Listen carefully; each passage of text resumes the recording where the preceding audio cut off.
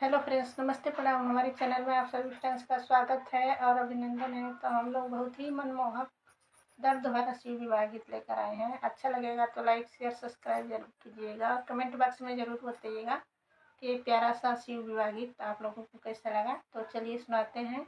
हर हर महादेव आप सभी को। रोई रोई शिवाजी से कहली गौरा दे, सुनी शिवाया राजा हमार। रोई रोई शिवाजी से कहली गौरा दे, सुनी शिवाया राजा हमार। कोई शिवाजी भंगिया धतुरावा हो, कोई आले करबे उपवास, कोई आले खाएब शिवाजी भंगिया धतुरावा हो, कोई आले करब उपवास। कानावा पर धैले शिवाजी हारी सिया हो, बोवे चलले जीरावा धान।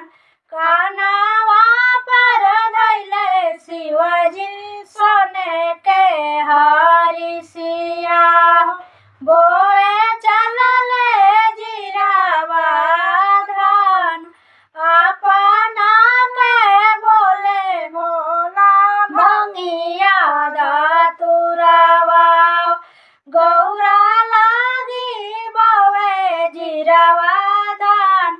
अपना ला बोवे भोला भंगिया धतुरावा, गौरा ला बोले जीरावा धान।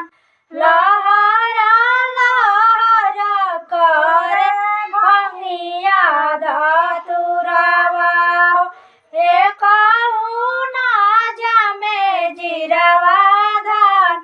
लहरा लहरा करे भंगिया धतुरावा, एक ना जामे जीरावा धान।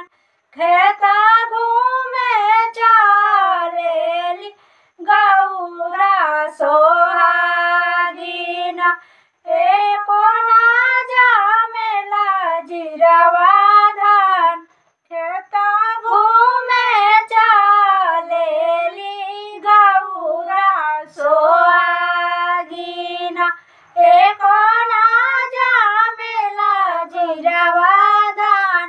अपने तो खाले भोला भंगिया धतुरावा, हम के करावे उपवास।